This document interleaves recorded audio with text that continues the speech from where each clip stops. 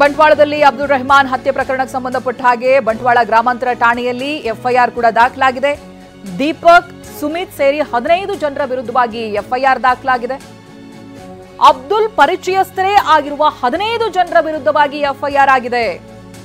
ನಿಸಾರ್ ಎಂಬುವರ ದೂರನ್ನ ಆಧರಿಸಿ ಎಫ್ಐಆರ್ ದಾಖಲು ಮಾಡಲಾಗಿದೆ. ಬಿಎನ್ಎಸ್ ಕಾಯ್ದೆ 103, 109, 118 class 1, 118 class 2, 190, 191 class 1, 191 class 2, 191 class 3 ಅಡಿಯಲ್ಲಿ ಪ್ರಕರಣ ದಾಖಲು ಮಾಡಲಾಗಿದೆ.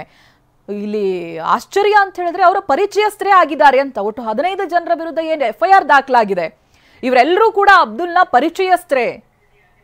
ಅದರಲ್ಲಿ ದೀಪಕ್, ಸುಮಿತ್ ಇಬ್ಬರ ಹೆಸರು ಗೊತ್ತಾಗ್ತಾ ಇದೆ. ಅವರುಗಳನ್ನು ಸೇರಿದಂತೆ ಒಟ್ಟು 15 ಜನರ ವಿರುದ್ಧವಾಗಿ ದೂರನ್ನ ದಾಖಲು ಮಾಡಲಾಗಿದೆ. ನಿಸಾರ್ ಅನ್ನೋರು ದೂರನ್ನ ಕೊಟ್ಟಿದ್ದಾರೆ. ಅವರ ದೂರನ್ನ ಆಧರಿಸಿ ಇದೀಗ ಎಫ್ಐಆರ್ ಅನ್ನ ದಾಖಲು ಮಾಡಿದ್ದಾರೆ.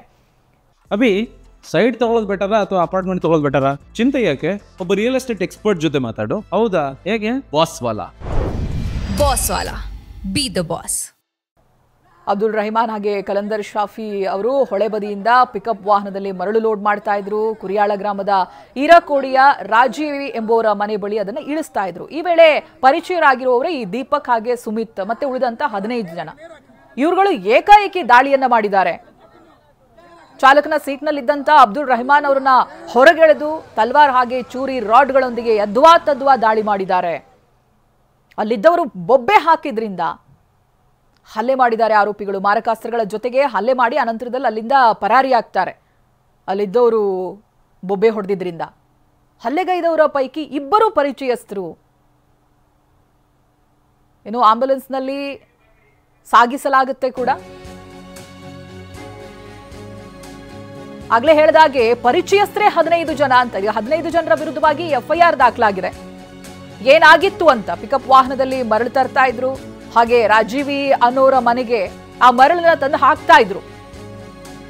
ಆಗ ಇಷ್ಟು ಜನ ಹಲ್ಲೆ ಮಾಡೋದಕ್ಕೆ ಮುಂದಾಗ್ತಾರೆ. 15 ಜನರ ಹೆಸರು ಕೂಡ ಇದೆ ಎಫ್ಐಆರ್ ನಲ್ಲಿ. ಆ 15 ಜನರ ಹೆಸರು ಕೂಡ ಉಲ್ಲೇಖ ಆಗಿದೆ. ಎಲ್ಲರೂ ಕೂಡ ಪರಿಚಯಸ್ಥರೇ ಅನ್ನೋದು ವಿಚಿತ್ರ ಇಲ್ಲಿ. ಇದೀಗ ಪೊಲೀಸ್ ಬಿಗಿ ಬಂದೋಬಸ್ತನ್ನ ಕೈಗೊಳ್ಳಲಾಗಿದೆ ಆ ಪ್ರದೇಶದಲ್ಲಿ. ಒಂದ್ ಕಡೆ ಆತನ ರಹಿಮಾನ್ ಮೃತದೇಹವನ್ನು ನೀವು ಗಮನಿಸಬಹುದು.